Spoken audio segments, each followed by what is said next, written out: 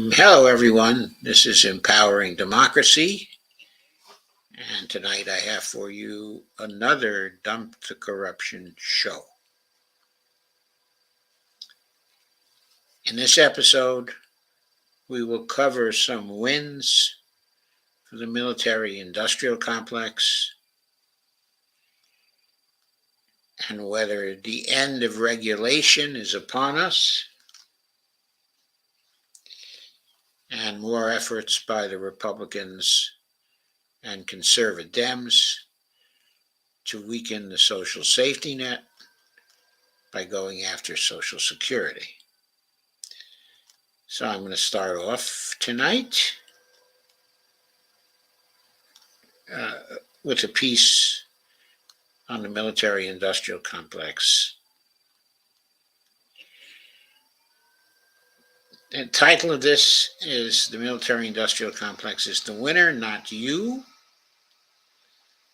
Overspending on the Pentagon is stealing our future." The date on this was January 16th, 2024. The author is William Hartung, and the piece originally appeared in Taunton Dispatch. I encountered it in Portside. So there's the banner of Portside. Here's a photo of the Pentagon from Charles Darapak. I'm not sure the Pentagon is the biggest office building in the world, still. But of course, it had that title for a very long time. And it may still have that title. Anyway, 2023 was a year marked by devastating conflicts, from Russia's ongoing invasion of Ukraine to Hamas's horrific terror attacks on Israel.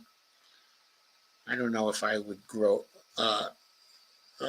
those two things together, but of course some do. From that country's indiscriminate mass slaughter in Gaza to a devastating civil war in Sudan. And as its distinct risk of even worse to come this year, still there was one clear winner in this avalanche of violence, suffering, and war. And the U.S. military-industrial complex, the MIC. In December, President Biden signed a record authorization of $886 billion in national defense spending for 2024, including funds for the Pentagon proper and work on nuclear weapons at the Department of Energy. I don't really think that's an authorization. No, he might have signed an authorization bill too, but I think the significant thing is that what he signed was the money bill, and that was the appropriation of $886 billion. It's an appropriation bill in national defense spending for 2024, including funds for the Pentagon proper and work on nuclear weapons at the Department of Energy. Add to that tens of billions of dollars more in likely emergency military aid for Ukraine and Israel, and such spending could well top $900 billion for the first time this year. If the emergency military aid for Ukraine and Israel is approved, then that's probably going to total, something like it's probably $106 billion, including the spending for the border. Maybe it's $94 billion on Ukraine, and Israel, something like that. Meanwhile, the administration's $100 billion plus emergency military aid package that failed to pass Congress last month is likely to slip by in some form this year. Yeah, that was the bill that included the funding for Ukraine and for Israel.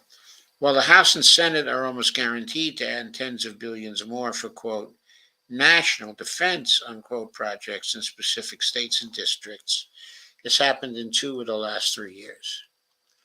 Of course, before the money actually starts flowing, Congress needs to pass an appropriations bill for fiscal year 2024. Well, there's the appropriations bill.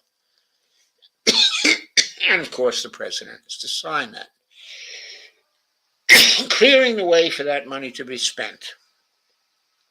As of this writing, the House and Senate had indeed agreed to a tentative deal to sign on to the $886 billion that was authorized in December. The trillion-dollar version of such funding could be just around the corner. If past practice is any guide, more than half of that sum could go directly to corporations, large and small.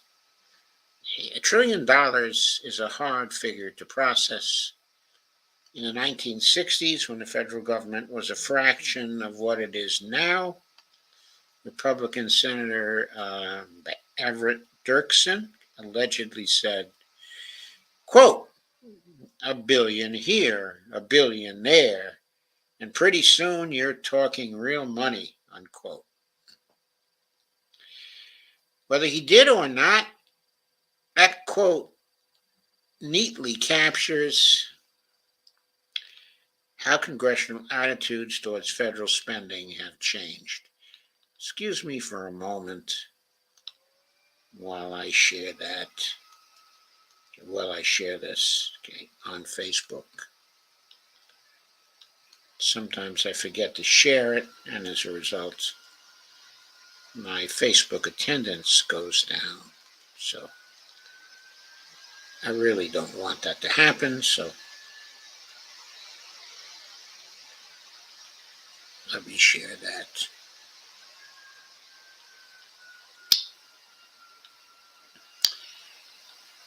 Okay, so back to the article. Guess I already have a few comments. Kay is here, and Andy Candy. Hi, Joe. It's clear right away that Hartung doesn't know MMT. I'm still learning it myself, but I know that much. Well, either he doesn't know it or he doesn't agree with it. Steve says, hi, Doc and Kay. Steve says, hi, Andy. And Kay says, hi, Andy and Steve. And Andy says, hi, kids. Kids? Okay, back to the article now. Whether he did or not, that quote neatly captures how congressional attitudes towards federal spending have changed. After all, today $1 billion is less than a rounding error at the Pentagon. Okay, the department's budget is now hundreds of billions of dollars more than at the height of the Vietnam War, and over twice what it was when President Eisenhower warned of the unwarranted spending. I think I just had something inadvertent happen. Warned of the unwarranted influence wielded by what he called, quote, the military-industrial complex, unquote. To offer just a few comparisons, annual spending on the costly, dysfunctional F-35 combat aircraft alone is greater than the entire budget of the Centers for Disease Control and Prevention. In 2020, Lockheed Martin's contracts with the Pentagon were worth more than the budgets of the State Department and the Agency for International Development combined. In its arms-related revenues continue to rival the government's entire investment in diplomacy. $113 billion aircraft carrier costs more than the annual budget of the Environmental Protection Agency. Overall, more than half of the discretionary budget Congress approves every year. Basically everything that the federal government spends other than on mandatory programs such as Medicare and Social Security goes to the Pentagon. It would, I suppose, be one thing if such huge expenditures were truly needed to protect the country or make the world a safer place. However, they have more to do with pork barrel politics and a misguided, quote, covered the globe on the military strategy and a careful consideration of what might be needed for actual, quote, defense, unquote. I think that's a very good point. Congressional follies. The road to an $886 billion military budget authorization began early last year, early in 2023, with a debt ceiling deal negotiated by President Biden and then House Speaker Kevin McCarthy. That rolled back domestic spending levels while preserving the administration's proposal for the Pentagon intact. Kevin McCarthy, since ousted as Speaker, had been pressed by members of the right-wing, quote, Freedom Caucus, unquote, and their fellow travelers for just such spending cuts. He had little choice but to agree, since that group proved to be his margin of victory in a Speaker's race that ran to 15 ballots. There was a brief glimmer of hope that the budget cutters in the Freedom Caucus might also go after the bloated Pentagon budget rather than inflict all the fiscal pain on domestic programs. Prominent right-wing Republicans like Representative Jim Jordan pledged to put Pentagon spending reductions, quote, on the table, unquote, but then only went after the military's alleged, quote, woke agenda, unquote, which boiled down to cutting a few $1 billion slated for fighting racism and sexual harassment while supporting reproductive freedom within the armed forces. Oh, wait, Jordan also went after spending on the development of alternative energy sources as, quote, woke, unquote. In any case, he focused on just a minuscule share of the department's overall budget. Prominent Republicans outside Congress expressed stronger views about bringing the Pentagon to heel, but their perspectives got no traction on Capitol Hill. Whenever they say to heel, of course, it always makes me think, of dogs. So, the Pentagon of the dogs here. But their perspectives got no traction on Capitol Hill. For instance, Kevin Roberts, the head of the Heritage Foundation, perhaps America's most influential conservative think tank, made the case for reigning in the Pentagon at American Conservative magazine.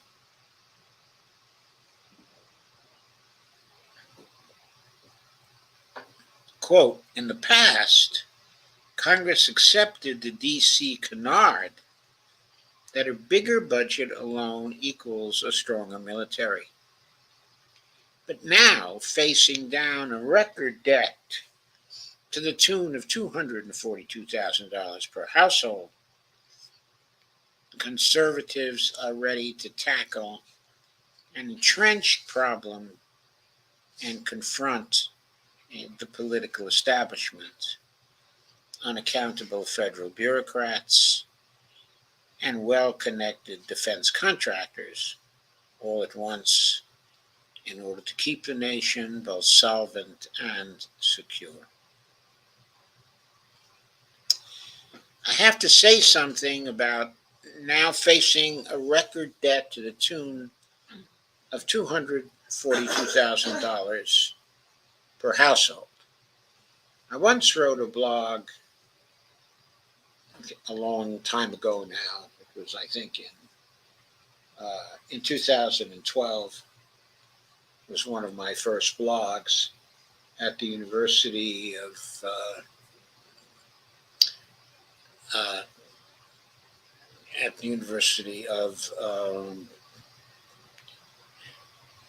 in Missouri at Kansas City. okay, the UMKC blog of the MMT people.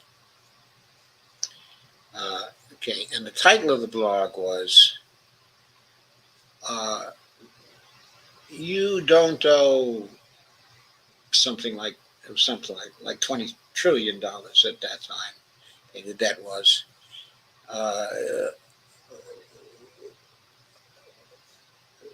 Something like, we don't owe 20 trillion and you don't owe 50,000, because then the debt was calculated to come out at 50,000 per family. The point in that blog was that the debt is a debt contracted by the United States government. And the United States government has the power to create as much money as it needs to pay off the debt. That debt is not a household debt in any sense of the term, because households did not contract that debt. It was the government that contracted that debt, and it's the government that has the capability and power to pay it.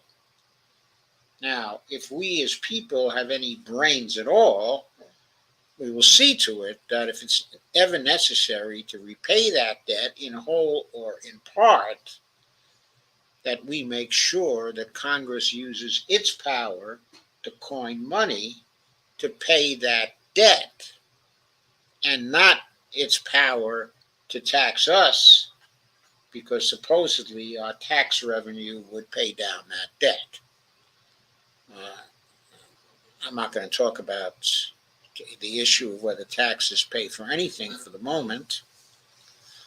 I'll just simply say they don't, but that's a story for another day. Anyway, the important story here is that there is no debt of $242,000 per household. That is a falsehood. Conservatives tell that falsehood all the time, but it is a lie. It is not a household debt, and don't you let the Congress try to make it a household debt of yours. Have a revolution before that happens. Even more surprising, former Trump Secretary of Defense Christopher Miller released a memoir in which he called for a dramatic slashing of the Pentagon budget. Quote, we could, unquote, he argued, quote again, cut our defense budget in half, and it would still be twice as big as China's, unquote. Ultimately, however, such critiques had zero influence over the Pentagon budget debate in the House, which quickly degenerated into a fight about a series of toxic amendments attacking reproductive freedom and LGBTQ and transgender rights in the military. Representative Colin Oleride, Democrat of Texas, who's running against Ted Cruz this year, by the way, for the Senate, rightly denounced such amendments as a, quote, shameful display of extremism, and across-the-board opposition by Democrats ensured that the first iteration of the National Defense Authorization Act for fiscal year 2024 would be defeated, and some of the most egregious Republican proposals eliminated later in the year. In the meantime, virtually all mainstream press coverage and most congressional debate focused on those culture war battles rather than why this country was poised to shove so much money at the Pentagon in the first place. Threat inflation and the, quote, arsenal of democracy, unquote.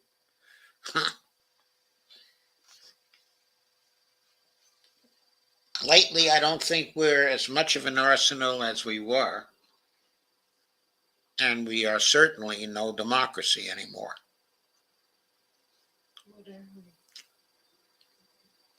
But are we? We are an inverted totalitarian system.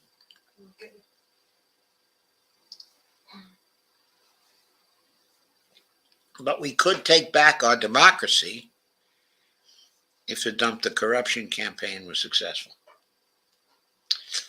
Perhaps you won't be surprised to learn that the strategic rationales put forward for the flood of new Pentagon outlays don't faintly hold up to scrutiny.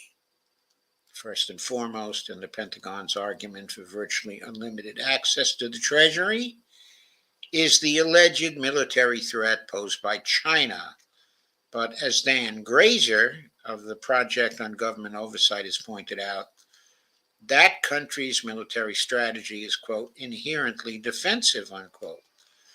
Quote, the investments being made by China, and this is a quote from Dan Grazer, the investments being made by China are not suited for foreign adventurism.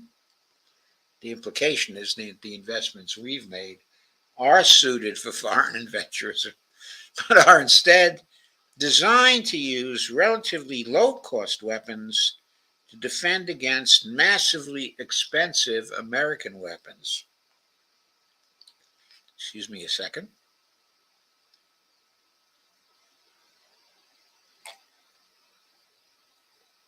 The nation's primary military strategy is to keep foreign powers, and especially the United States, as far away from its shores as possible in a policy the Chinese government calls, quote, active defense, unquote, and unquote, because it's a quote within a quote.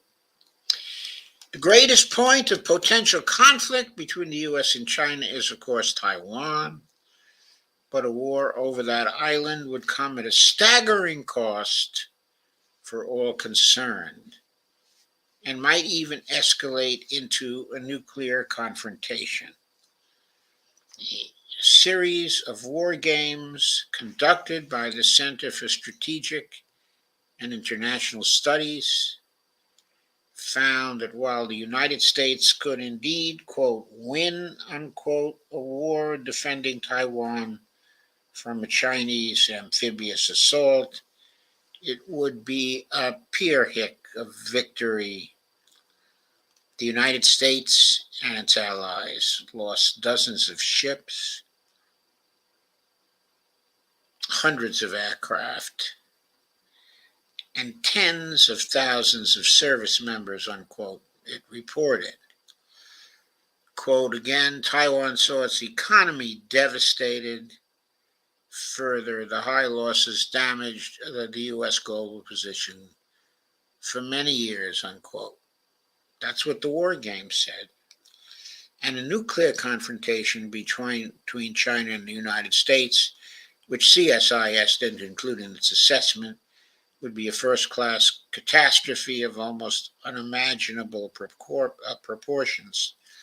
Yes, most probably it would be so serious that it might be something that the planet would never recover from as a place suitable for habitation by humans. The best route to preventing a future Chinese invasion of Taiwan would be to revive Washington's one China policy that calls for China to commit itself to a peaceful resolution of Taiwan's status, and for the U.S. to forswear support for that island's formal independence. In other words, diplomacy, rather than increasing the Pentagon budget to, quote, win, unquote, such a war, would be the way to go. The second major driver of higher Pentagon budgets is allegedly the strain on this country's arms manufacturing base, caused by supplying tens of billions of dollars of weaponry to Ukraine, including artillery shells and missiles that are running short American stockpiles. The answer, according to the Pentagon and the arms industry, is to further supersize this country's already humongous military industrial complex to produce enough weaponry to supply Ukraine and now Israel too, while acquiring sufficient weapons for a future war with China. Aren't you all so cheered by that prospect? Sorry, that last was a little comment that I have to throw in here. Getting back to the article, there are two problems with such arguments. First, supplying Ukraine doesn't justify a permanent expansion of the U.S. arms industry. In fact, such aid to Kyiv needs to be accompanied by a now missing diplomatic strategy designed to head off an even longer, ever more grinding war. Several of the kinds of weapons needed for a war with China would, for the most part, be different from those relevant to a land war in Ukraine. So weaponry sent to Ukraine would have little relevance to readiness for a potential war with China, which Washington should in any case be working to prevent, not preparing for. Okay, the disastrous cost of a militarized foreign policy.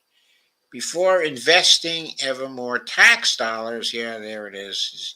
He's no MMTer if he says tax dollars, in building an ever-expanding garrison state, the military strategy of the United States in the current global environment should be seriously debated. Just buying ever more bombs, missiles, drones, and next-generation artificial intelligence-driven weaponry is not, in fact, a strategy, though it is a boon to the military-industrial complex and an invitation to a destabilizing new arms race. Unfortunately, neither Congress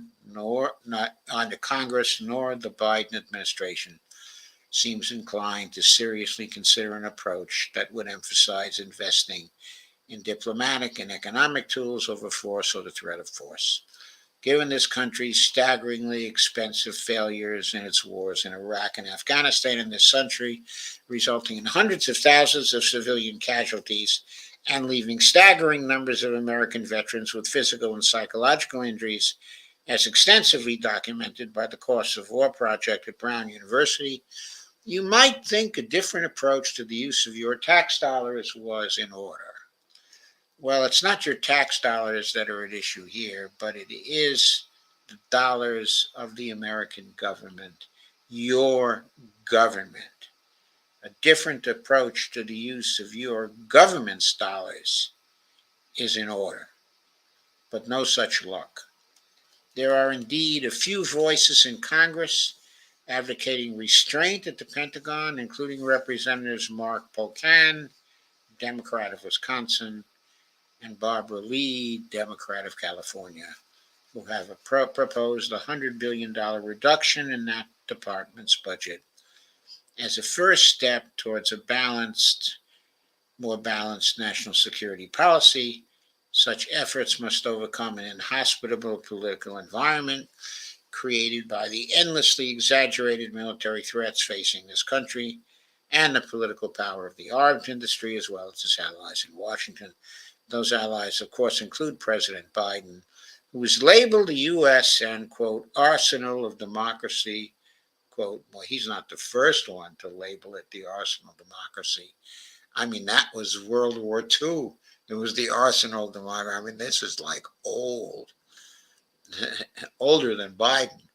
In his efforts to promote a new round of weapons aid to Ukraine, not unlike his predecessor, he is touting the potential benefits of arms production investments in companies in electoral swing districts. Sadly, throwing more money at the arms industry sacrifices future needs for short-term economic gains that are modest indeed. Were that money going into producing green jobs? Well, I have to say here right away, that doesn't have to be the same money. In other words, money can be spent on the military. I'm not encouraging that spending. I agree with Hartung's proposals that we need to scale down, the military, because we shouldn't be such warmongers as we are. But the truth is that we can both pay for the big military, and we can also pay for, with different dollars created by our government, the green jobs, a more resilient infrastructure, improved scientific and technical education, and a more robust public health system. We would find ourselves, Kay, in a different world, he says, if the money were going there. And if we were spending money there, we would find ourselves in a different world. Those should be the pillars of any American economic revival rather than the all too modest side effects of weapons development in fueling economic growth. Well, I couldn't agree more with that. Despite huge increases in funding since the 1980s, actual jobs in the arms manufacturing industry have in fact plummeted from 3 million to 1.1 million. And those figures come from the arms industry's largest trade association. So that's amazing. A $1 trillion expenditure only buys 1.1 million jobs. Now that is really, really, really wasteful, because a federal job guarantee that would cost less, considerably less than $1 trillion per year, a federal job guarantee in a living wage could produce 20 million new jobs at far less cost. The United Auto Workers, one of the unions with the most members working in the arms industry, has recognized this reality and formed a Just Transition Committee, as noted by Spencer Ackerman at The Nation, who in earlier days, when the left was a little more aggressive than it is today, was known as Attacker Man. As noted by Attacker Man at The Nation, it's designed to, quote, examine the size, scope, and impact of the U.S. military-industrial complex that employs thousands of UAW members and dominates the global arms trade, unquote. According to Brandon Mansilla, director of the UAW's Region 9A, which represents 50,000 active and retired workers in New York, New England, and Puerto Rico, the committee will, quote, think about what it would mean to actually have a just transition, what used to be called a, quote, peace conversion, unquote, of folks who work in the weapons and defense industry into something else. Well, they can think about it, but there was a series done back in, I believe, 2013 by Michael Hexter on the UMKC blog site, which outlined the basis for peaceful conversion to a green economy.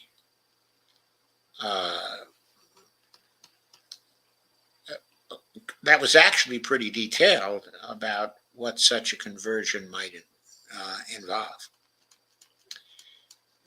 I recommend it to people who might want to read that. The UAW initiative parallels a sharp drop, in unionization rates at major weapons makers, as documented by journalist Taylor Barnes. To cite two examples, in 1971, 69% of Lockheed Martin workers were unionized, while in 2002, that number was 19%.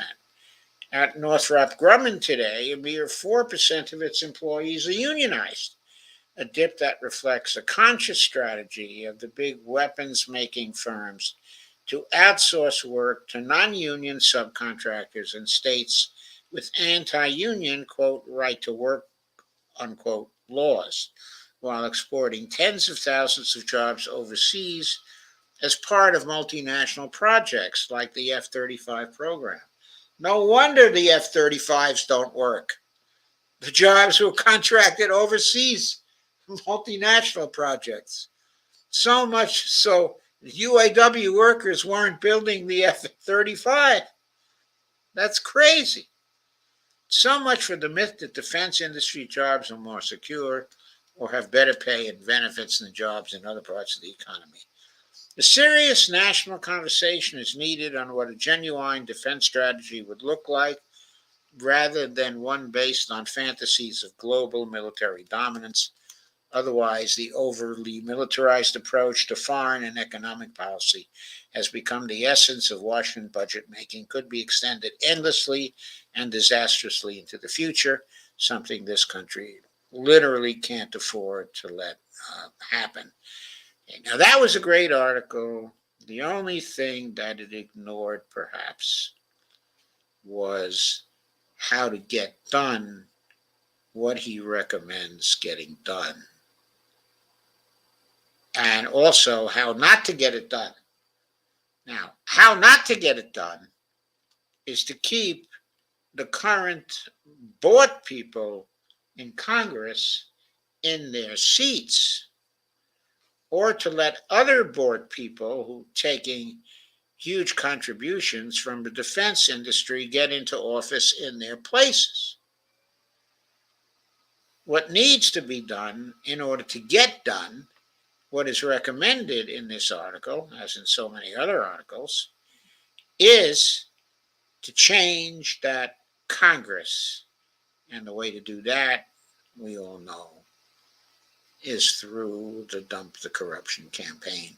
I don't think I have to explain to you anymore how that would work. But if you want to defeat the military-industrial complex, you have to make its money toxic to candidates, because they're buying off all the candidates in all the local areas, because, of course, the voters in the local areas are being promised these dollars from the defense industry.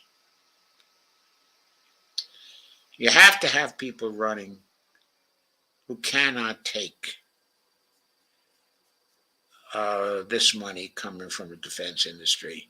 You have to disrupt, the connection, and then you have to trust that newer people not taking the big money will recognize that the real security of the United States is tied to scaling down our defense forces and to making them actual defense forces. I have a comment to make about that too. It is generally recognized now, after the experience, in Ukraine, that the Russians are able currently to outproduce the United States when it comes to weaponry, when it comes to artillery, when it comes to missiles, when it comes to tanks, when it comes to planes, when it comes to all of the weapons of war. We are spending more than $1 trillion on our defense budget. They spend about $56 billion a year on their defense budget. They might have increased it a little for the Ukraine war, but I still think $50 billion is a pretty close estimate of what we're looking at here. So, in other words, they're producing more with $50 billion than, and by the way, the quality is also equally as good or better. They're producing more than we're producing by a huge amount, while spending 1/20th the amount of money. Now, to me, that means our frickin' defense industry is full of corruption and bloat and waste, and abuse. It needs to be tasked with producing much more for far less. And if the companies don't like that, they can just go out of business. I'm sure new companies that plan to be more efficient and more effective will rise in their places very, very quickly, because they will be companies that will be interested only in making an honest profit and not in price gouging, as the military does frequently in this country. So, no D tonight. I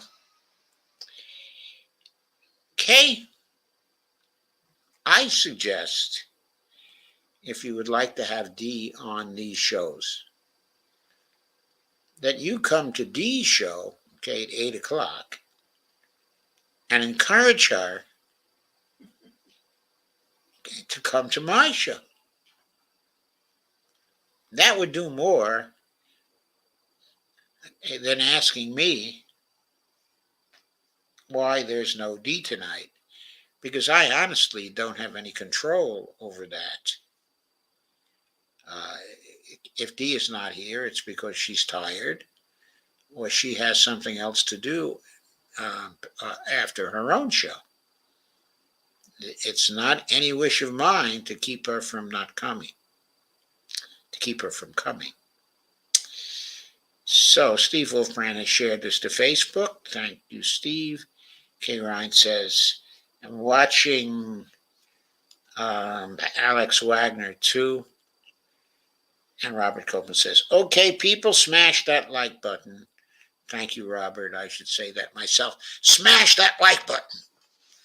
Smash the share button and the subscribe button too.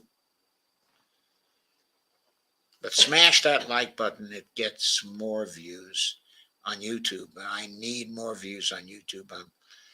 I'm doing terribly on YouTube. I'm doing much better on Twitter and on Facebook than I am on YouTube.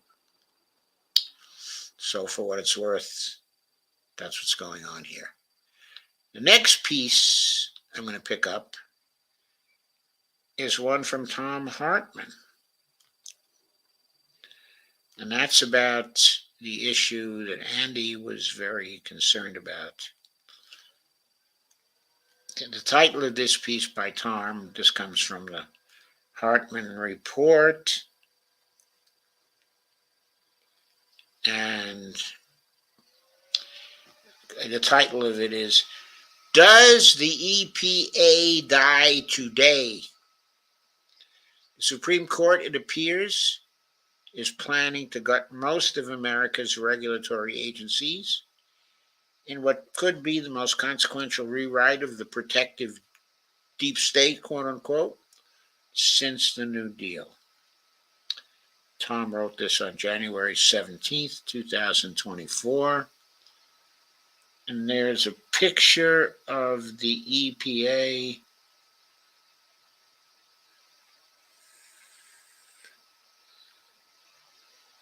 I confess I can't read what I think is the Latin.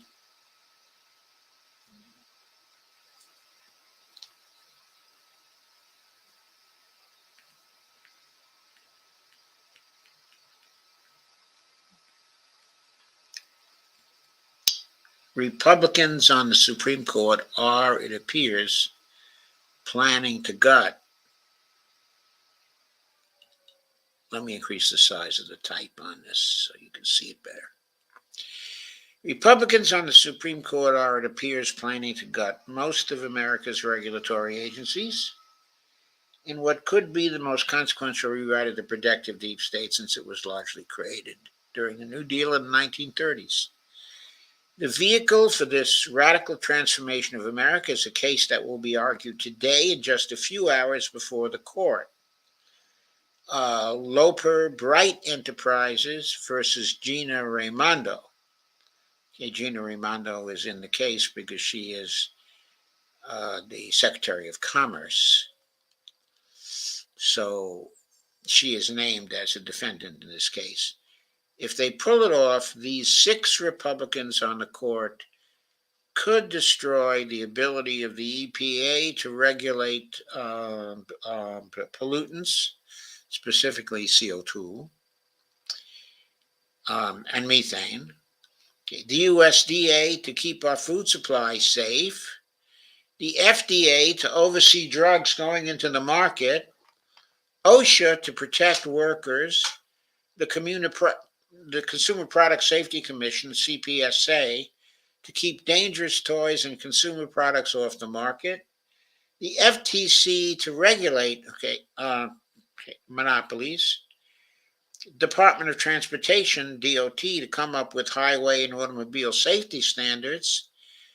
The ATF, the Bureau of Alcohol, Tobacco, and Firearms, to regulate guns.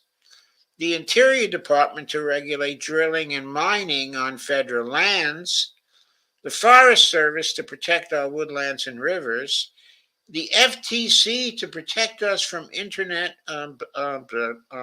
predators, and Department of Labor to protect workers' rights.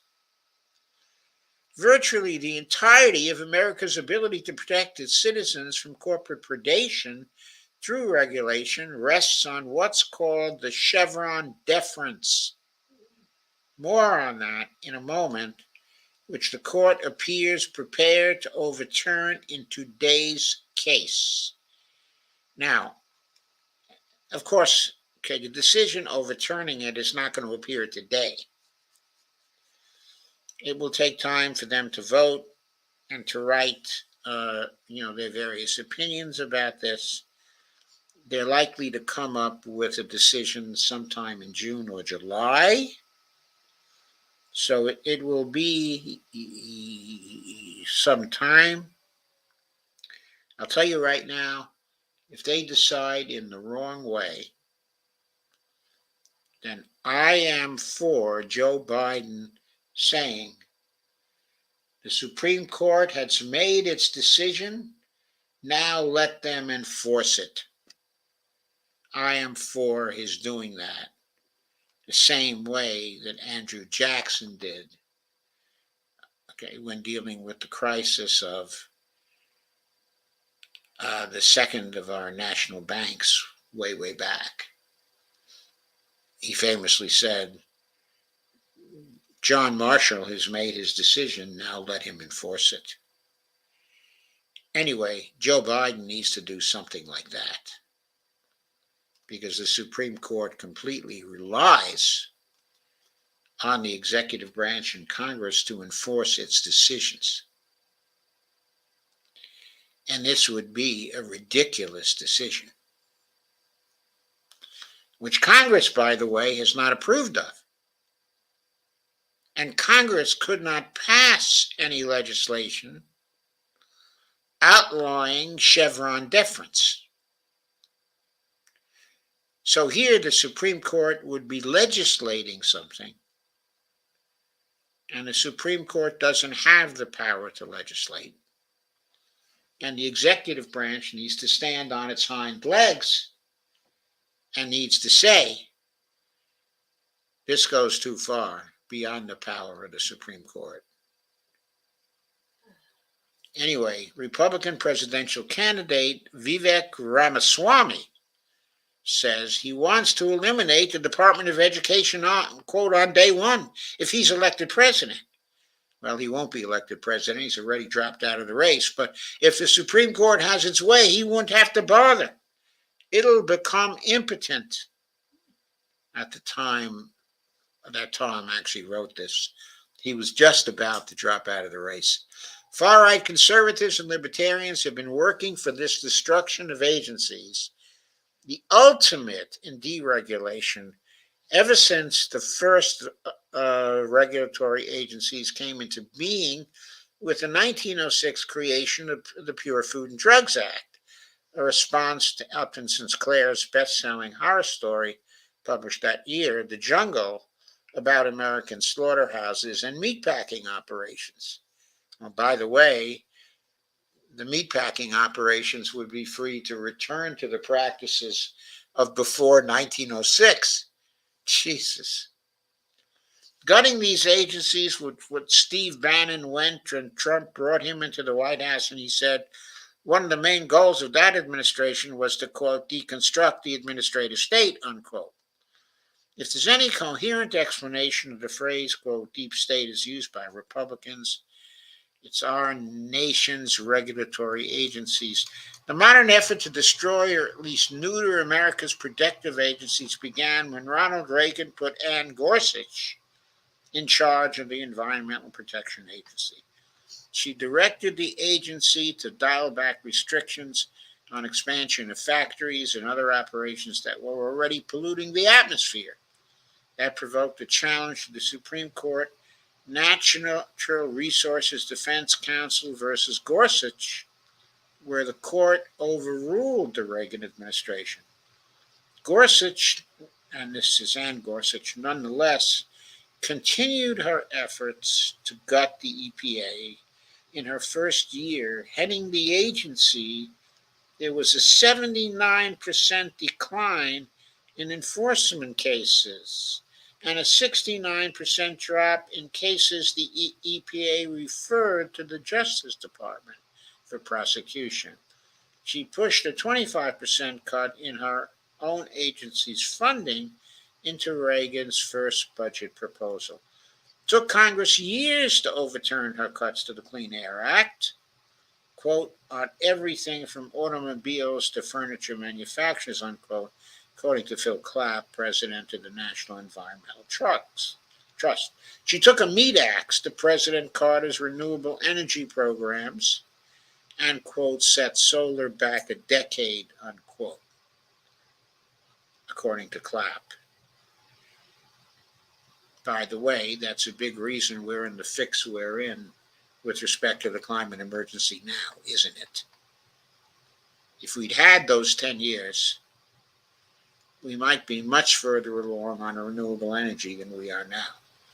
Gorsuch finally resigned her office to avoid prosecution for what Newsweek described as a, quote, a nasty scandal involving political manipulation, Superfund mismanagement, perjury, and destruction of subpoenaed documents, among other things. Her son, Neil Gorsuch, the current Supreme Court Justice, thank you, Donald Trump, was devastated by his mother's resignation. In her memoir, Are You Tough Enough?, she tells the story of how Neil confronted her when she resigned. Quote, Neil, unquote, she wrote, quote, got very upset. Halfway through Georgetown Prep and smart as a whip, Neil knew from the beginning the seriousness of my problems. He had an unerring sense of fairness, as do so many people his age. Quote, you should never have resigned, unquote, he said firmly. You didn't do anything wrong. You only did what the president, Reagan, ordered. Why are you quitting? You raised me not to be a quitter. Why are you a quitter? Unquote. Teenagers are often going to be teenagers. Quote, he was really upset, she added. Now it appears her son is preparing his revenge.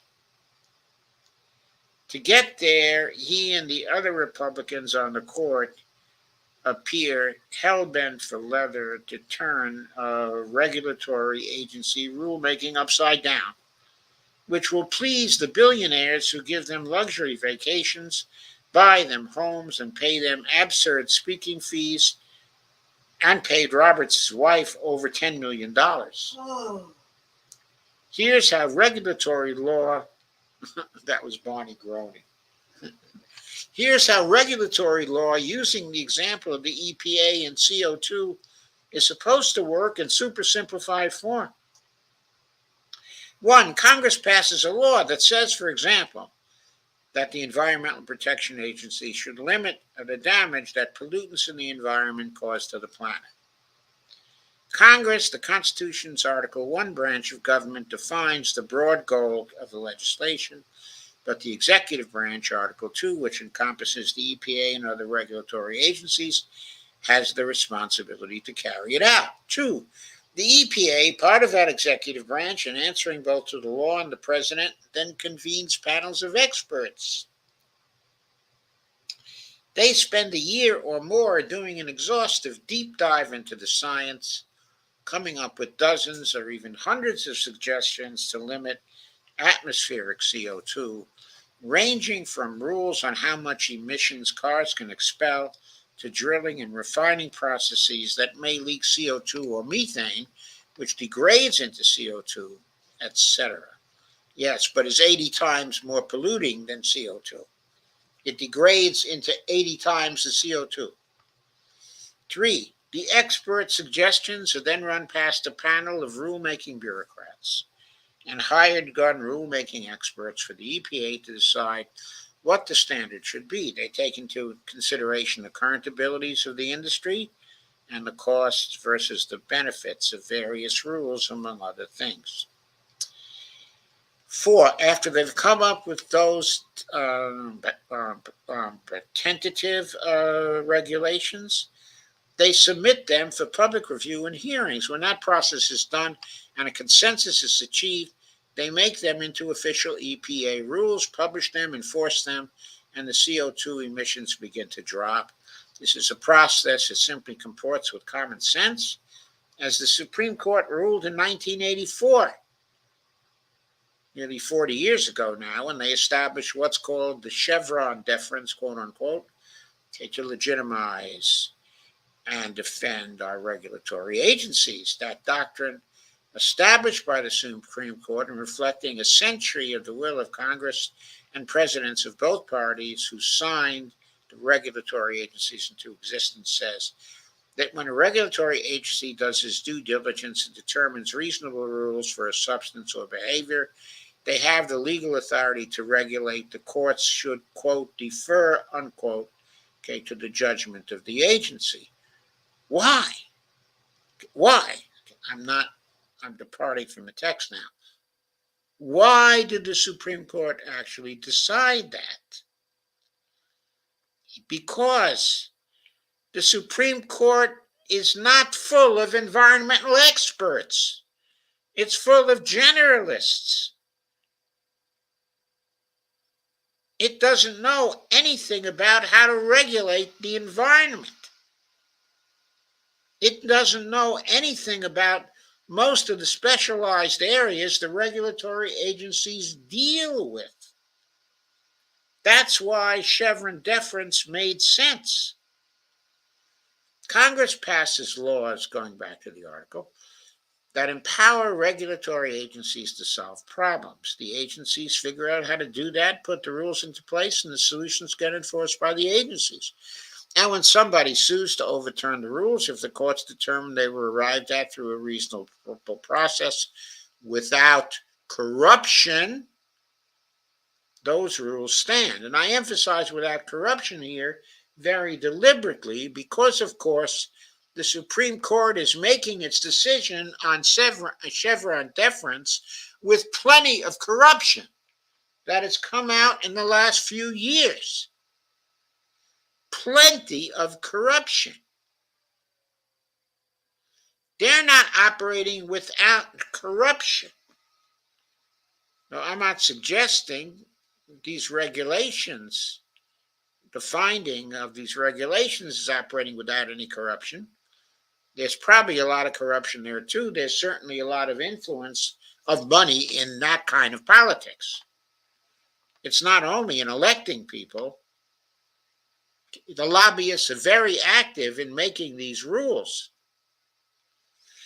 Then came a group of right-wing Supreme Court justices, going back to the article, including Neil Gorsuch, who overturned rules made by the EPA about CO2 emissions from power plants in their June 2022 West Virginia versus EPA decision.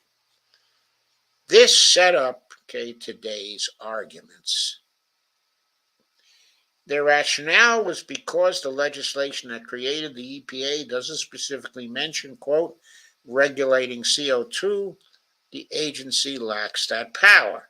And now it has lost that power, the result of the West Virginia versus EPA decision a year and a half ago. The coal, oil, and natural gas-fired power plant industry has been popping champagne corks for almost 2 years now as CO2 levels continue to increase along with the temperature of our planet. In addition to Gorsuch, the court's decision makers in West Virginia versus EPA included Amy Coney Barrett, whose father was a lawyer for Shell Oil for decades, and John Roberts, Samuel Alito, and Brett Kavanaugh are all on the court in part because of support from a network funded by fossil fuel billionaires and their industry, among others. And of course, Clarence on the take, unquote, Thomas, who supported the Chevron deference 15 years ago, but in 2020 wrote, quote, Chevron compels judges to abdicate the judicial power without constitutional sanction. Chevron also gives federal agencies unconstitutional power, giving us a clue to how this will probably go down. All 6 Republicans on the court voted to gut the EPA's ability to regulate CO2. All 3 Democratic nominees opposed the decision. Justice Elena Kagan wrote that the court, quote, does not have a clue about how to address climate change, yet it appoints itself instead of Congress or the expert agency, the decision maker on climate policy.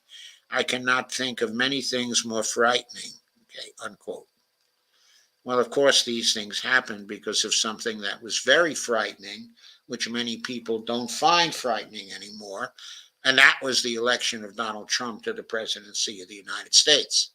That cost us 3 Supreme Court justices.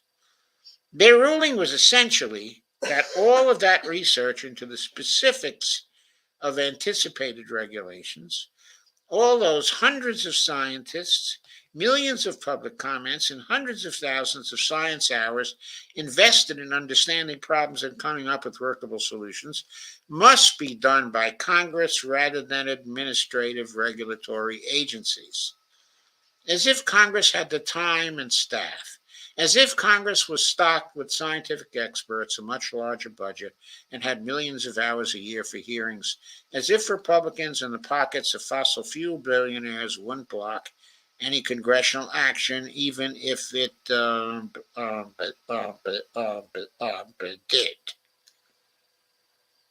Gorsuch et al. Succeeded in the West Virginia versus EPA case, but it was narrowly focused on CO2. In the case being argued today, however, the court is explicitly preparing to expand that victory by blowing the entire Chevron deference out of the water, thus ending or severely limiting most protective government regulations in America and opening the door to court challenges to every regulatory agency listed at the open of this article and more. They're saying essentially that the EPA and any other regulatory agency can't do all the steps listed above. Instead, that detailed and time-consuming analysis of a problem, developing specific solutions, and writing specific rules has to be done, they say, by Congress itself. Specifically, this case the court is hearing today, Loper Bright Enterprises versus Gina Raimondo, has to do with whether or not fishermen should have to pay fees that help cover the cost of the agency that regulates them. But when you look at the briefs being filed by billionaire and corporate-funded right-wing groups, like the Cato Institute, the Competitive Enterprise Institute, the Pacific Legal Foundation, the Independent Women's Law Center, the Southeastern Legal Foundation, the Christian Employers Alliance, the National Right to Work Legal Defense Foundation, Advancing American Freedom, and the Buckeye Institute, you find the real goal of this particular litigation. Cato, for example, writes, it is now clear that Chevron deference is unconstitutional and ahistorical. Over the past 40 years and counting, it has wreaked havoc in the lower courts upon people and businesses. Competitive Enterprise writes of the National Marine Fisheries Service. This agency lacks legislative power. It may only use the powers Congress gives it, so only Congress can decide if a power given to it by the Constitution should be exercised. The agency's attempt to exercise this never assigned power not only goes beyond the authority Congress gave it, it goes beyond any authority that Congress could legitimately give it. Pacific Legal Foundation cuts right to the heart of the ability of agencies to regulate anything, saying the case turns on whether the court should overrule Chevron. The Buckeye Institute writes they're submitting their amicus brief to the court to speak on behalf of the thousands of small businesses concerned with agency aggrandizement of power through Chevron deference.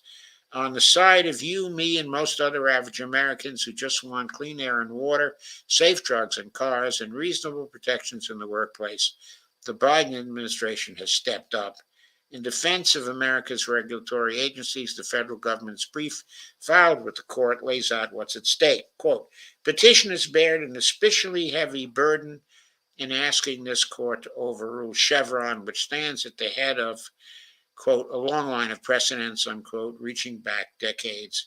The court in Chevron described its approach not as an innovation, but as the application of, quote, well-settled principles, unquote, concerning the respective roles of agencies and courts in resolving statutory ambiguities. Quote, federal courts have invoked Chevron in thousands of reported gay decisions, and Congress has repeatedly legislated against its backdrop. Regulated entities and others routinely rely on agency interpretations that courts have upheld under the Chevron framework, quote, by centralizing interpretive decisions in agencies supervised by the president. Chevron also promotes political accountability, national uniformity, and predictability, and respects the expertise agencies can bring to bear in administering complex statutory schemes. Quote, petitioners offer no persuasive special justification, quote unquote, for overruling Chevron, let alone the type of, quote, particularly special justification that would be required to overturn such a deeply ingrained part of administrative law. Quote, petitioners principally contend that Chevron improperly transfers the authority to say what the law is, quote unquote, from the judicial branch to the executive branch, but this court has explained that Chevron framework rests on a presumption that a statute's ambiguity constitutes an implicit delegation from Congress to the agency to fill in the statutory gaps, unquote. Emphasis mine, says Tom. This could be the big enchilada.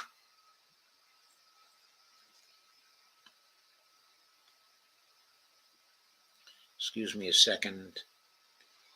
This could be the big enchilada, the case that fundamentally transforms America and American government from a modern, well-functioning nation into a third world backwater where massive corporations and the billionaires they made rich, instead of we the people through elected representatives, set the rules. It's corporate America's dream. It could fill Bannon's and Trump's promise to dismantle or at least to eviscerate most of America's regulatory agencies, leaving us all subject to the tender mercies of the country's CEOs. Several groups have called on Gorsuch to recuse himself from the case because one of his friends and patrons is a billionaire who will profit directly from the destruction of our regulatory agencies, not to mention fulfilling his mother's legacy. So far, though, he doesn't seem to care about the apparent conflict of interest. The Republicans on this court seem incapable of feeling shame or behaving ethically. Keep an eye on this case and pay attention to the reporting on today's arguments before the court. Knowing what's coming down the road and why and from whom may well be vital for those of us concerned with the future of our country and our children's safety. That was a great blog by Tom. Of course, okay, I entirely agree with it, but I have to emphasize very, very strongly that if you want to safeguard Chevron deference, or at least to save it, what you must do in the election of 2024 is to wipe out the role of money in politics, okay, by adopting and strengthening and making successful the Dump the Corruption campaign.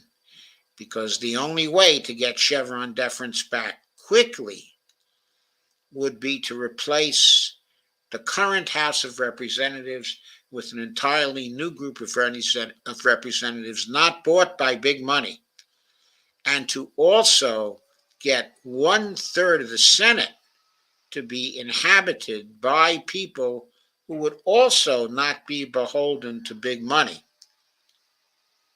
In other words, the people running for the Senate this year would be replaced by people who would not be taking big money. And so those people could re-legislate Chevron deference, put that rule into law directly from the Congress, and they could use Article 3, Section 2 to prevent the Supreme Court from reviewing that particular law. And if this goes along, if this thing happens, we then would be in a position for this new Congress and for a new president not beholden, to big money, to simply pass a law with Chevron deference rule in it, using Article 3, Section 2 to prohibit the Supreme Court from review of that law, and it would nullify what they're most probably going to do this summer. But that means that by this summer, we must have a gigantic movement. It is almost January 20th now. We must by then have a gigantic movement. And by November, that movement must be ready to reject the whole House of Representatives, all the candidates who are taking big money, 1/3 of the Senate, and also to reject all the candidates for the presidency who are taking big money, who at this point in time are Joe Biden, Donald Trump, also Bobby Kennedy, and this is at a minimum. They may not be the only ones who are taking big money, but these three are taking big money at this point. So they would have to be rejected, and would be if people were following the dump the corruption rule. It's essential.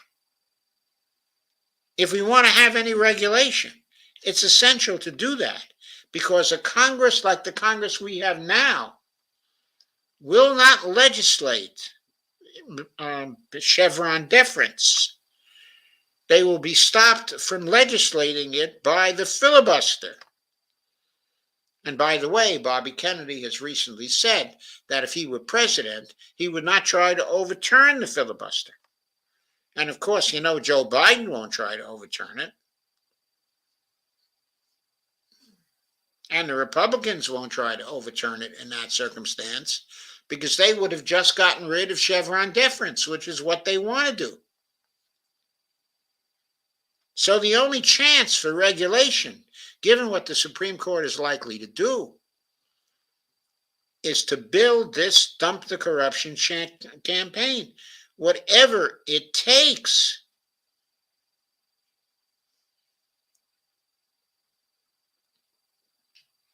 Amazing.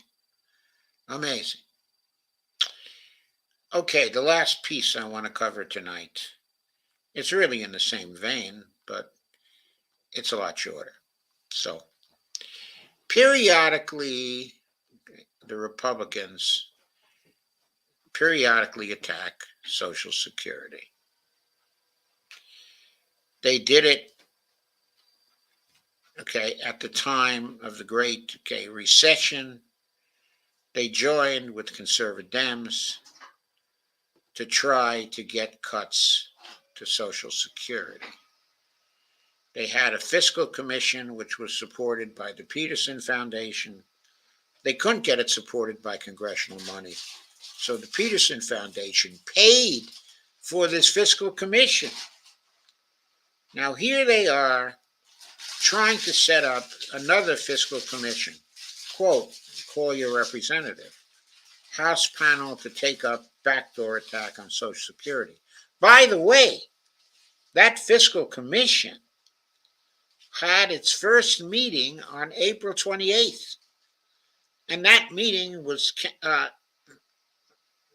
shouldn't say it had its first meeting. It had had a conference held by the Peterson Foundation in support of the Fiscal Commission on April 28th of 2010. And that conference was convened to support what the Fiscal Commission was doing. But there was another conference taking place in Washington on that same day, April 28th of 2010. And that was the Fiscal Sustainability Teach-In and Counter Conference that was held at George Washington and was organized by myself, who had the original idea, and 5 other people who collaborated, first at Fire Dog Lake, and then at the Corrente Wire, which was a very active blog that existed at that time. And we organized that counter conference in opposition to the conference that was boosting the Fiscal Commission, also known as the Cat Food Commission. And that conference, the one we held, was an MMT conference. MMT, really the heads of the MMT movement coming together in Washington, D.C. to oppose what the Fiscal Commission was doing with the MMT point of view on fiscal policy. Who were the people at that conference? Well, there was Bill Mitchell, who came all the way from Australia to speak at that conference. There was Stephanie Kelton, not at that time the famous Stephanie Kelton that she is now, who gave a brilliant talk. She was the second one to speak.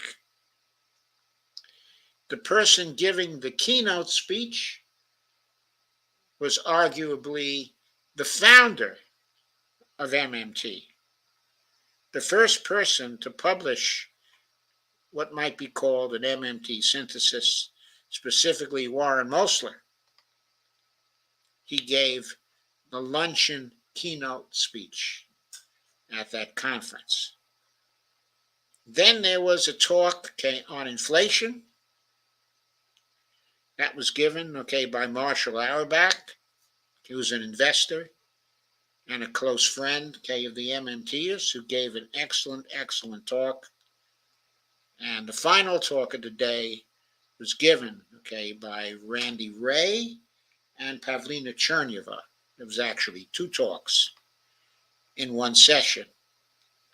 And that talk was on policies that arise out of MMT.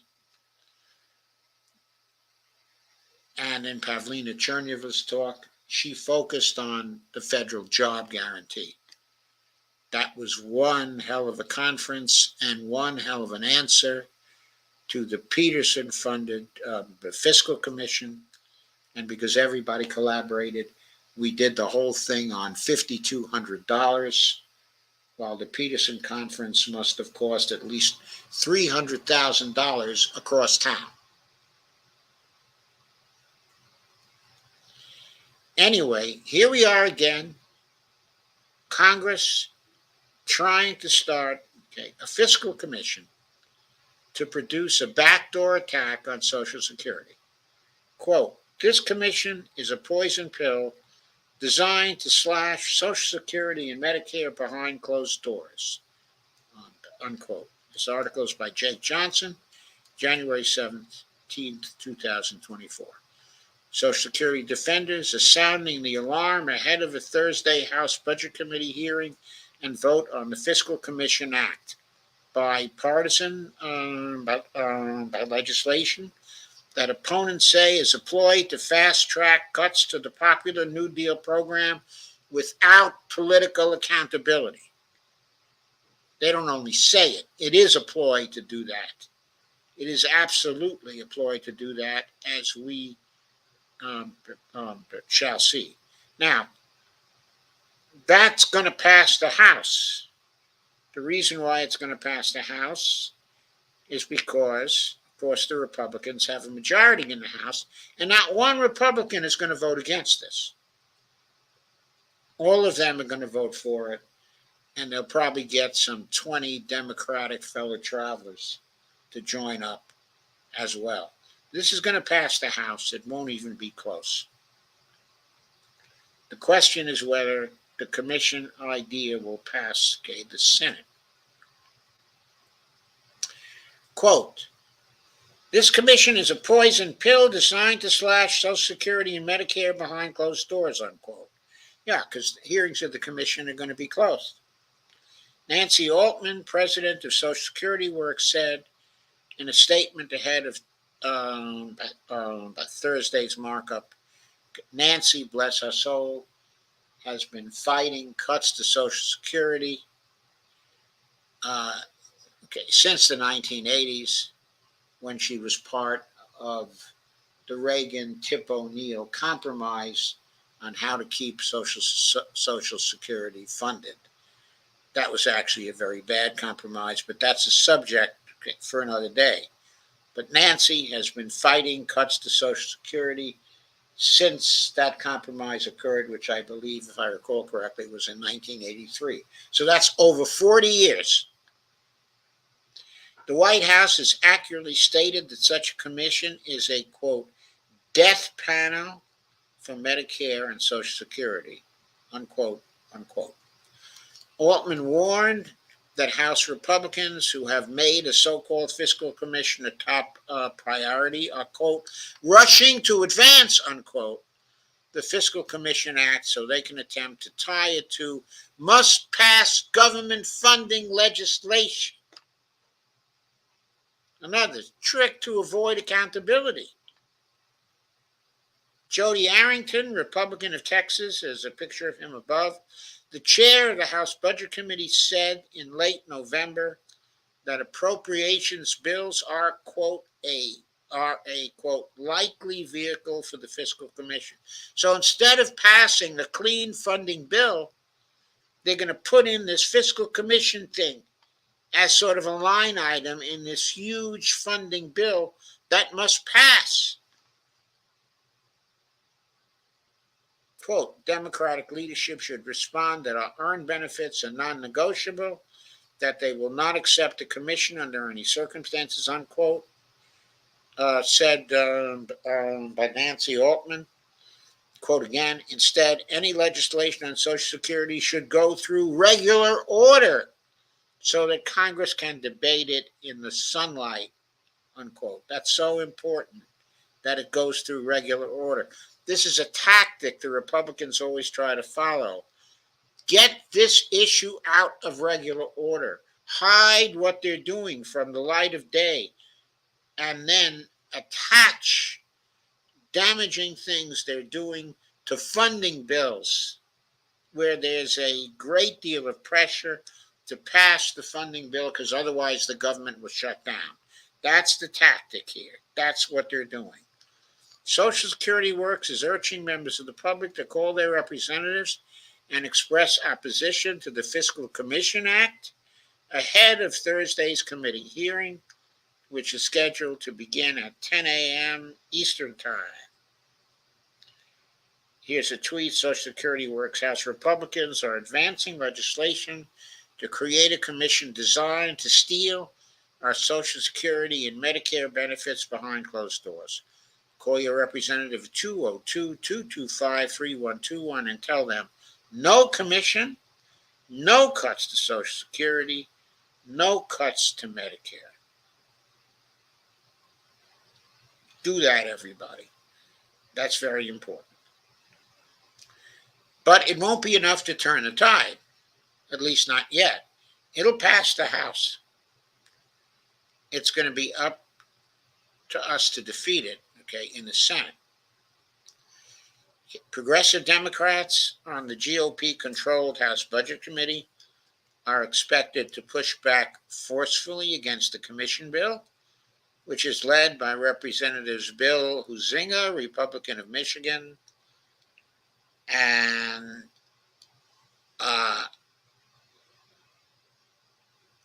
Scott Peters, A Democrat from California.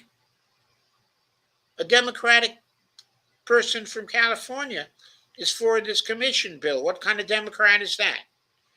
Okay. A budget committee member, Senators Mitt Romney, Republican of Utah, and Joe Manchin, Democrat of West Virginia, are spearheading a companion measure in the Senate.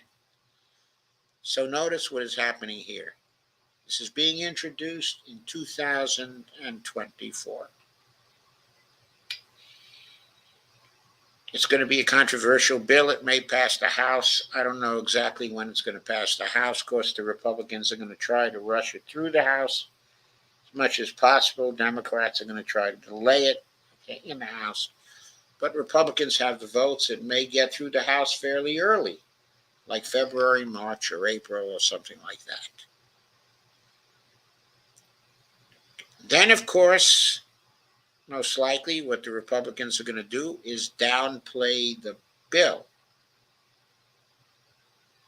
They may not really take it up, in the Senate. Because passing this bill is probably going to hurt them. It might be bipartisan, but at the same time, I mean, so what if you have Joe Manchin on your side to pass this bill, or Scott Peters? You claim it's bipartisan. I mean, everybody's going to know it was mostly Republicans who passed this bill, and they would suffer.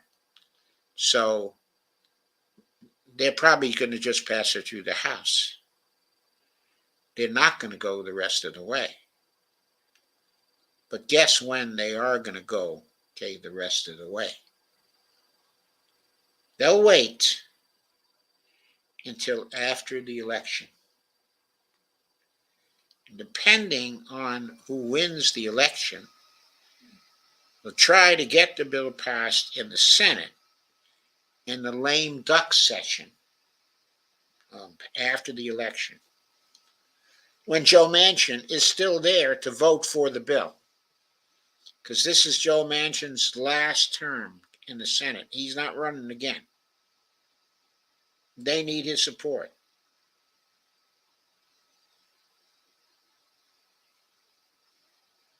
But people won't be watching during the lame duck session. And if the Republicans are defeated, they're going to be angry that they lost.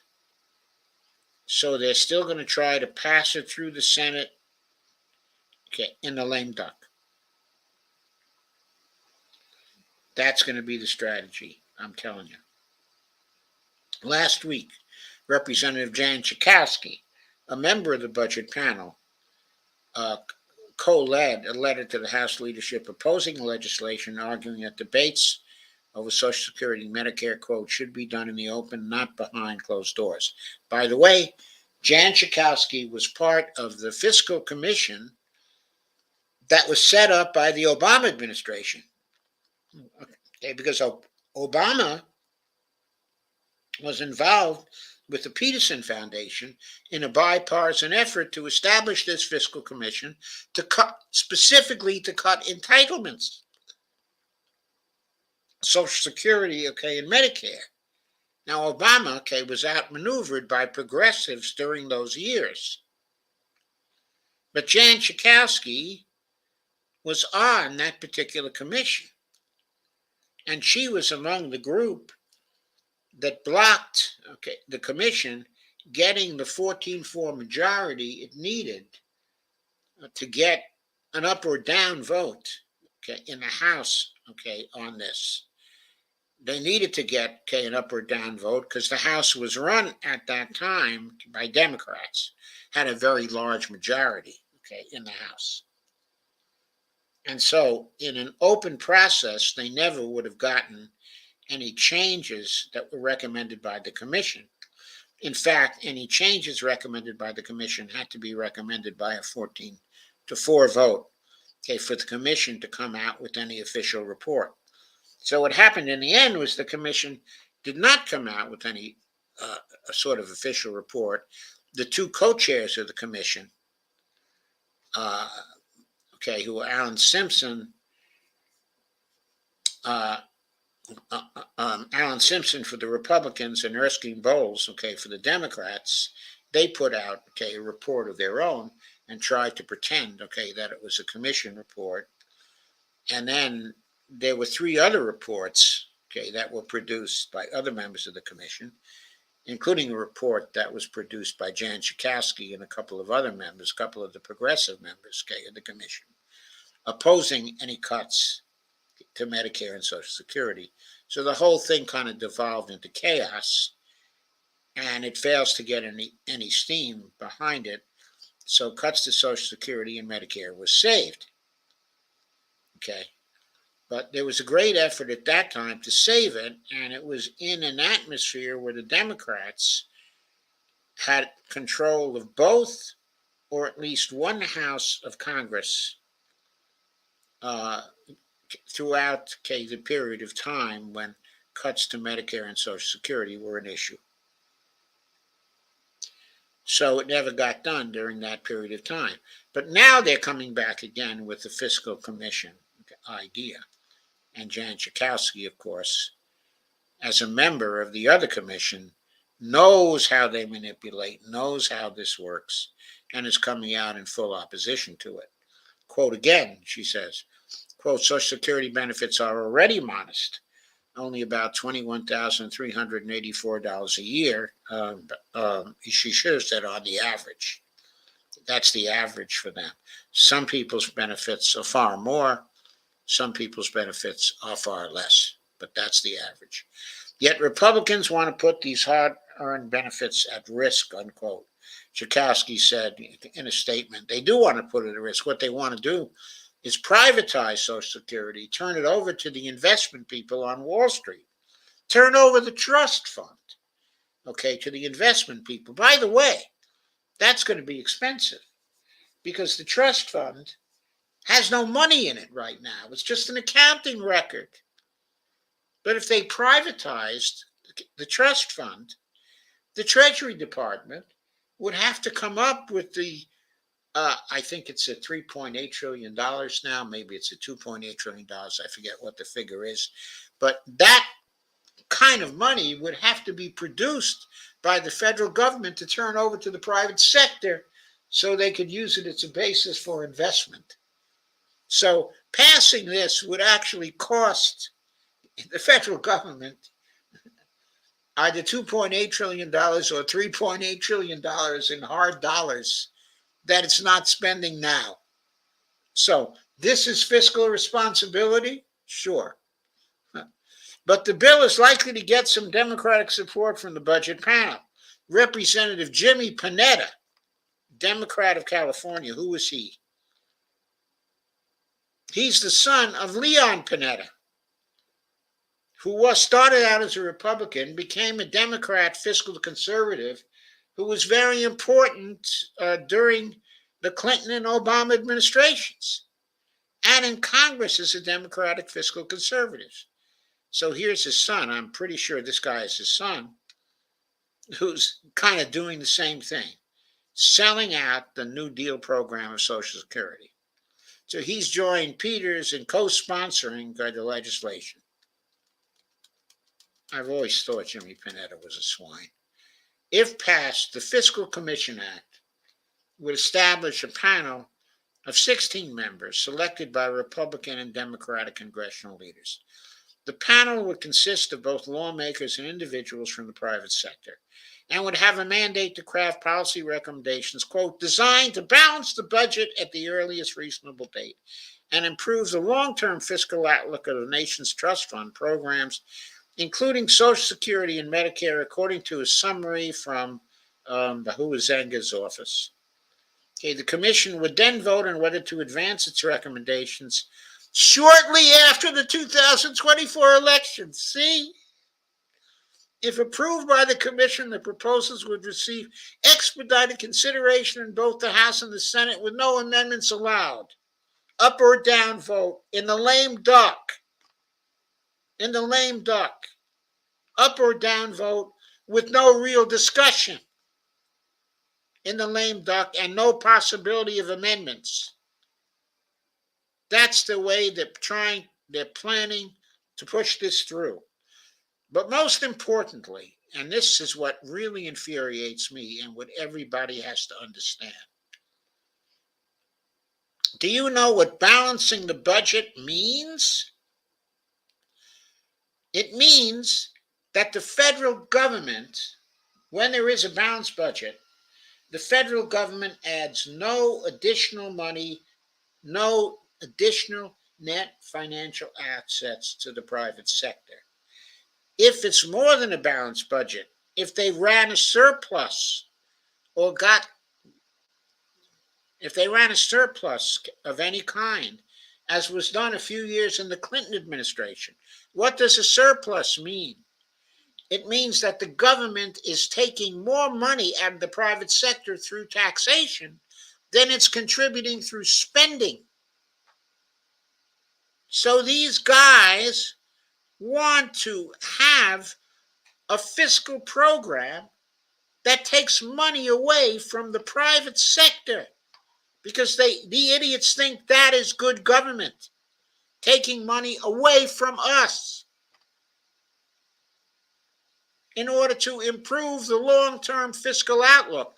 There's no fiscal sustainability problem for Social Security and Medicare because there's no fiscal sustainability problem for the federal government.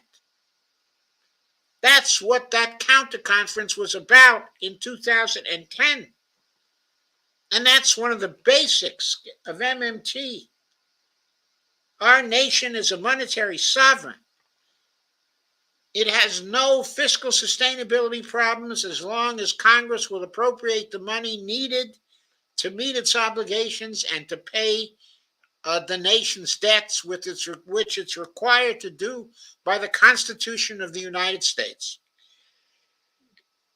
There is no long-term fiscal problem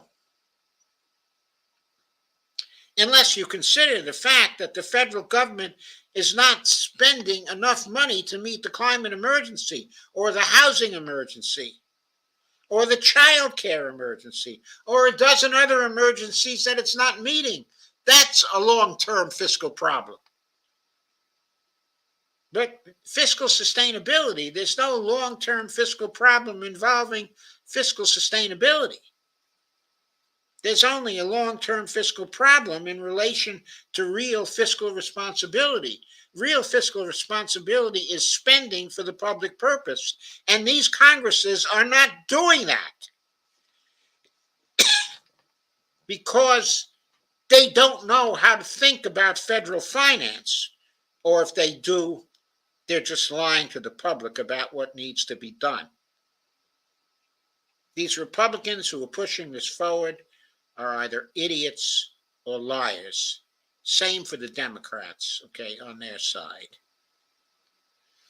Okay, the commission, going on with the article, the commission would then vote on whether to advance its recommendations.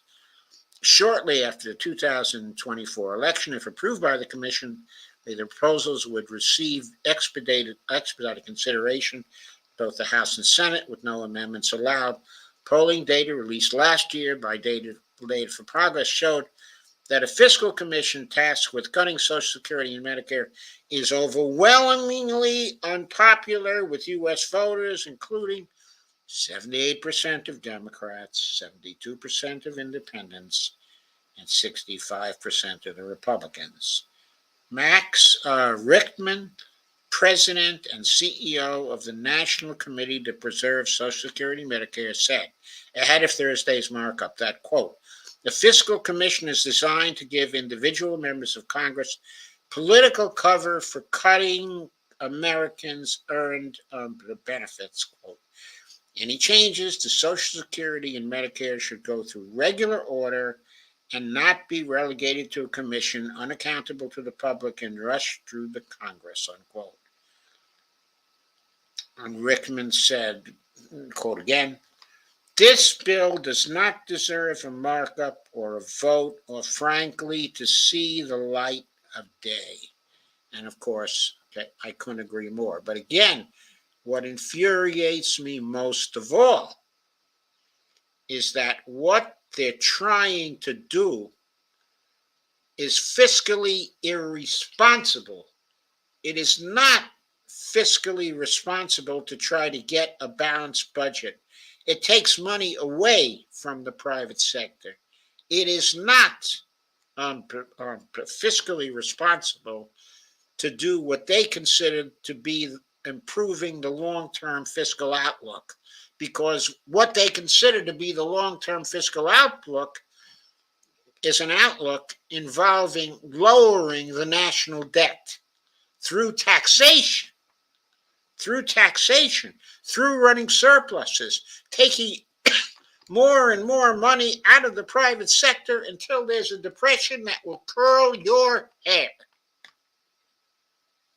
That is what we're looking at here with these idiots. They have to be stopped. They have to be stopped. How do we stop them? Again, we stop them through dump the corruption. That is the way we stop them. That is the way. If we dump the corruption, these people like Jody Arrington, are out. People like Jimmy Panetta are gone. People like Scott Peters won't see the light of Congressional Day again.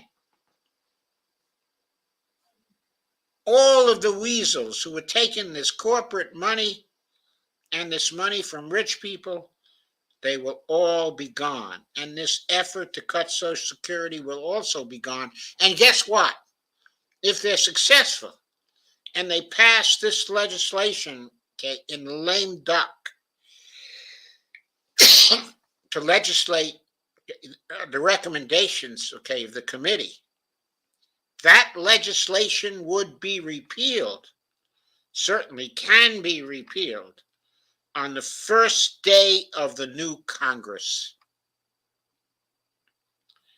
That is what can happen, and that is what would happen, because there's no way that a Congress not bought by the oligarchs would attempt to cut Social Security and Medicare and other parts of the social safety net.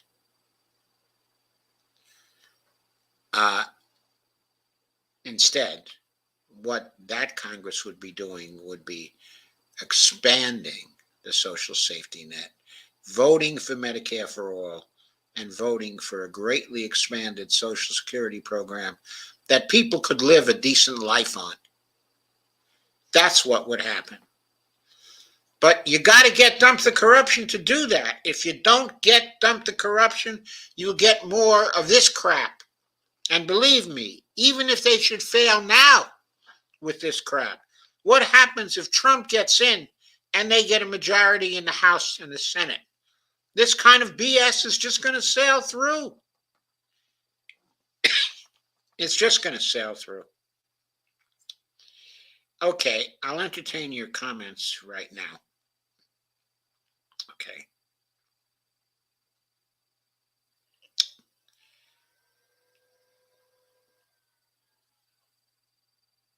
Andy Candy says Hartman is probably worried about it too. Yeah, he's probably worried about Social Security too, certainly. But he's certainly worried about the Chevron deference. He writes about it quite a lot. Andy Candy says, I think the 6 right-wing SCOTUSes are in collusion with the corporate fascist dictatorship. Me too. Those 6 SCOTUSes probably take corruption money too. Yes, they do. Andy Candy says, bottled water is full of plastic microparticles. Needs to be regulated. It's bad as it is right now. Steve Wolfman says, I try to drink out of glass bottles, says Steve. That's wise. I should probably try to drink out of glass bottles too.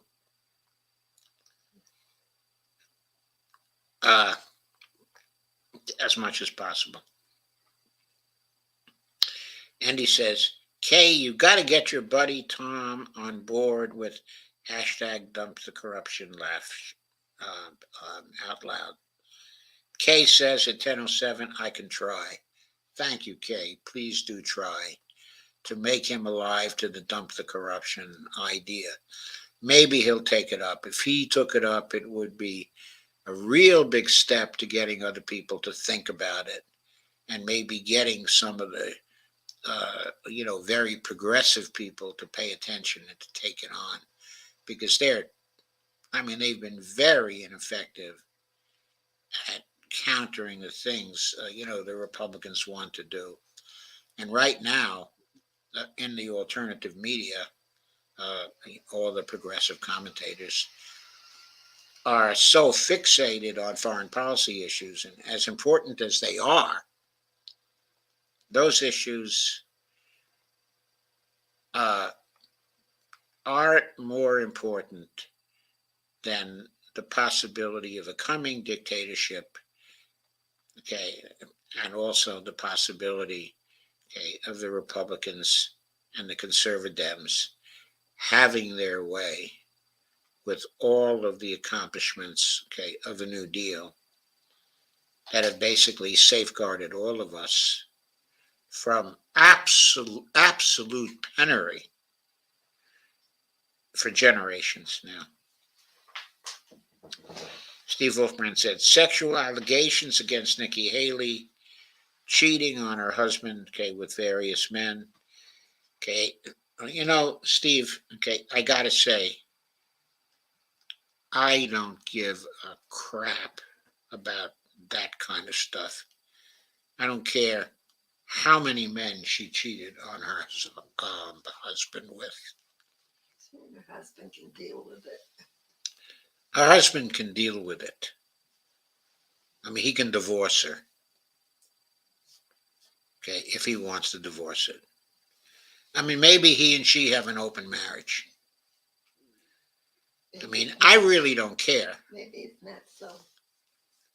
Okay, what I care about is that the goddamn media start attacking her for her policies, which are absolutely reckless.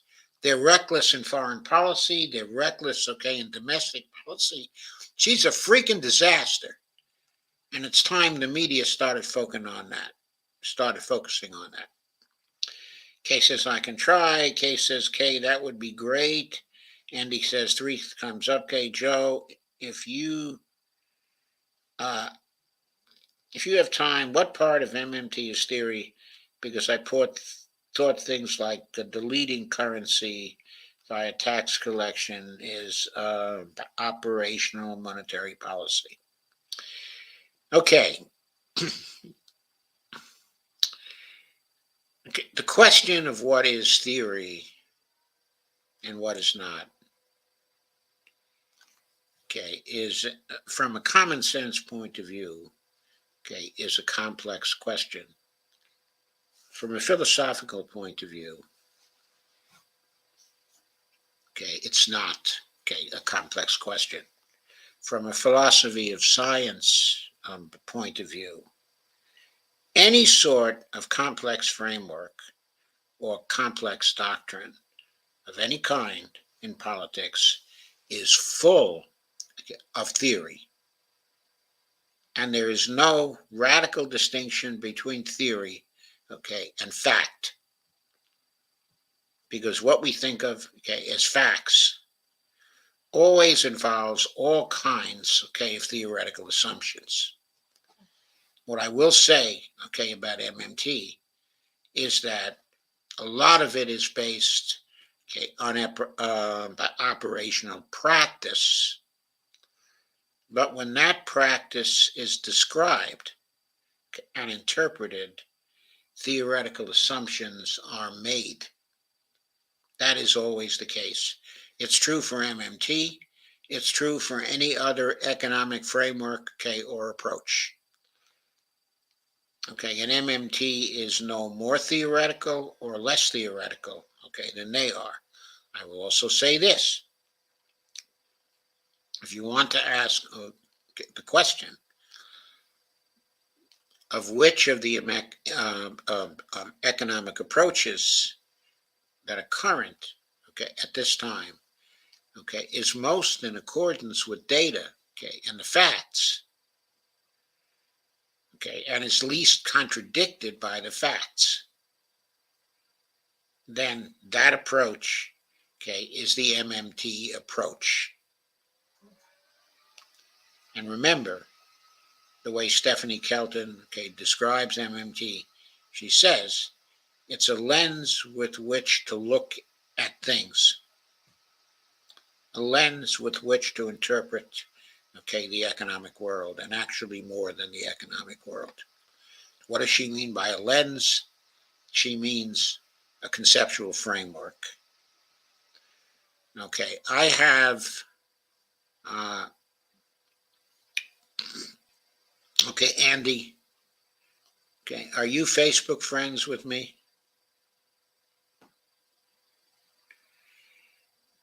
Okay, if you are Facebook friends with me or can become Facebook friends with me,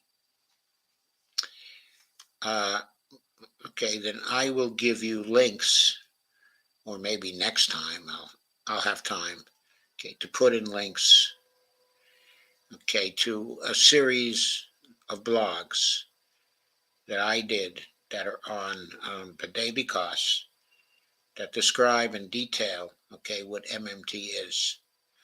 Not all of the MMTers, okay, would agree with my analysis, okay, of what MMT is. Okay, but if you read the 3 blogs, okay, that I put up, okay, on Daily Costs, I put them up in okay, in a number of other places too, but right now they're only on the web, okay, at Daily Costs. If you read those 3 blogs, then you will see in detail, okay, what MMT is. You say in your comment, what part of MMT is theory? Because I thought things like deleting currency via tax collection is operational monetary policy.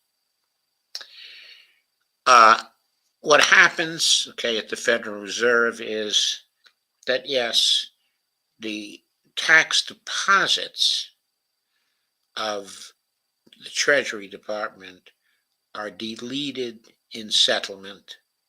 Stephanie proved that, okay, in her article that she published back in 1998, okay, at the Levy Institute.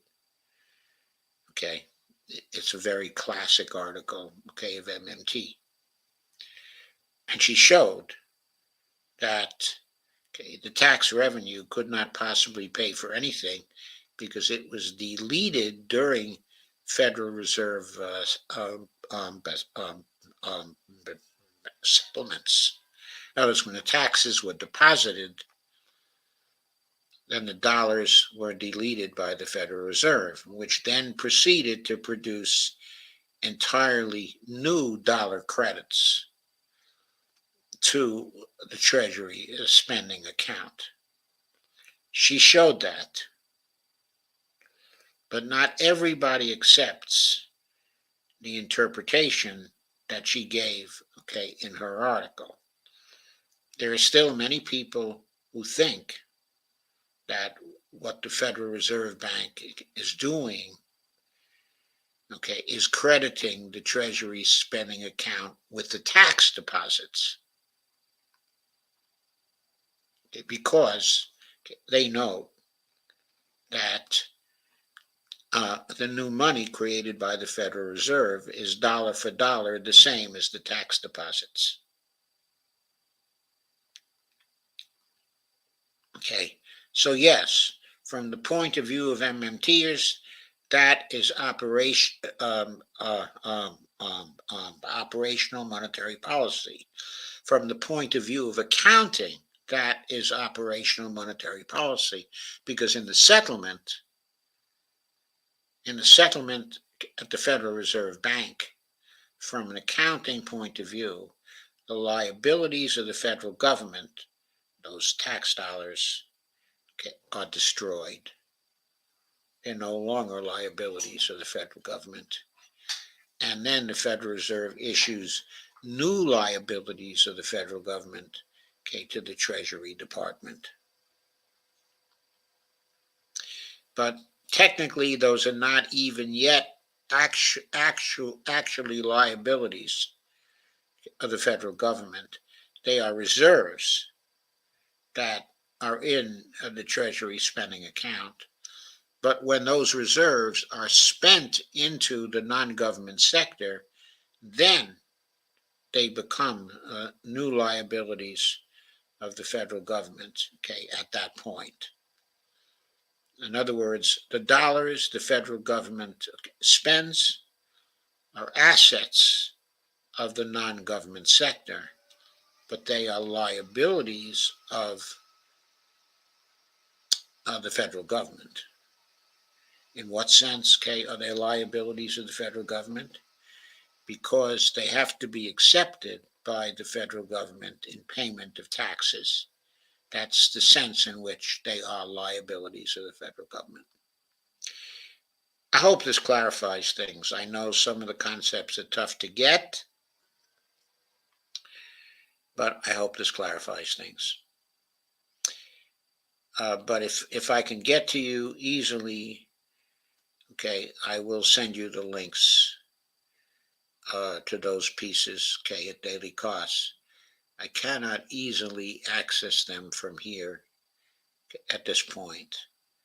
I could more easily if I was in my other browser because I happen to have daily cost pages open there, but I don't have them in this browser. Andy Candy says this cutting Social Security again is even another pawn to establish a hardliners corporate dictatorship. Sure, it's about beating the people into submission. K. Ryan says scrap, okay, the cap. I'm not sure which cap you're talking about. You might be talking about, okay, the debt limit. I hope you are.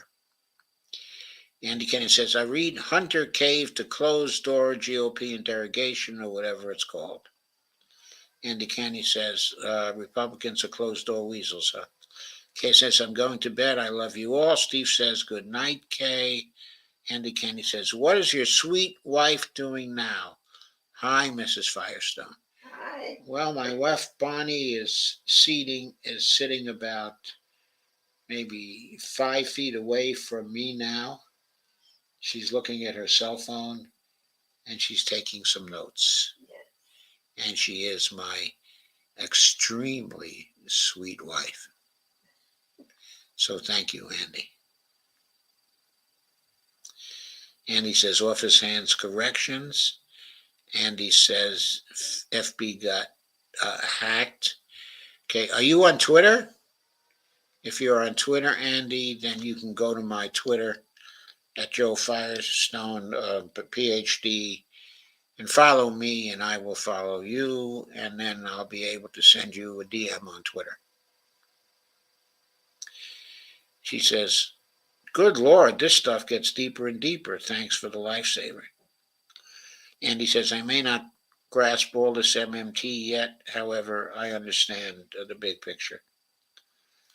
Okay, I probably need to send you one of my ebooks, Andy. I will send you a complimentary copy. Okay, if you get me your email address. That's another way we can communicate also. In fact, if you leave me your email address in the comments, then I can send you the things I want to send you. Steve says, good night, everybody. Sweet dreams. Good night to you, Steve, and sweet dreams for you also. Good night. And good night. I may be back on one of these programs over the next 2 or 3 days. Most probably I will. But if not, I will certainly see you all on Tuesday night with my Empowering Democracy International Relations show, which I'm sure will be pure dynamite. Steve says good night, Bonnie. I said good night.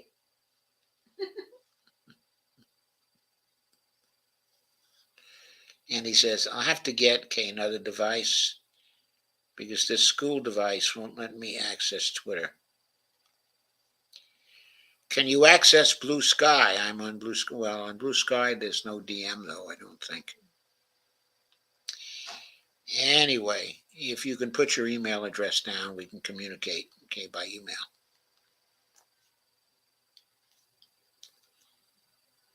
So that'll work also. So I'll wait a few seconds before I end for you to give me your email address.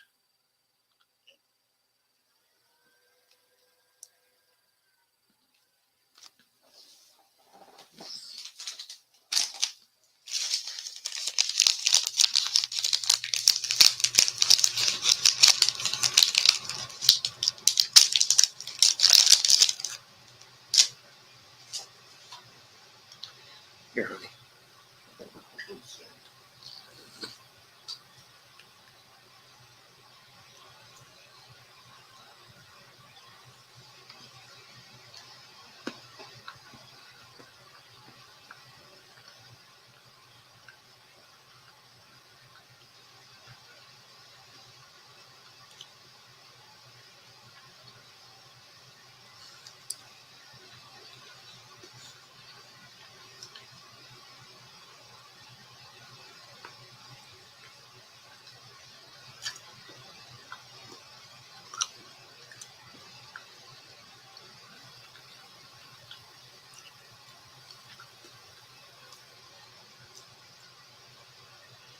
Hmm.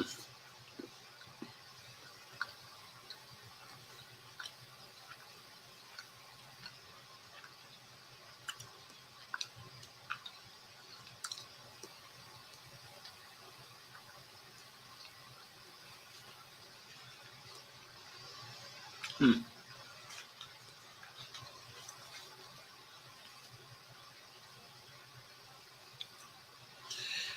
So, Andy, let me know if you're going to give me your email address so I can say goodnight and end this stream.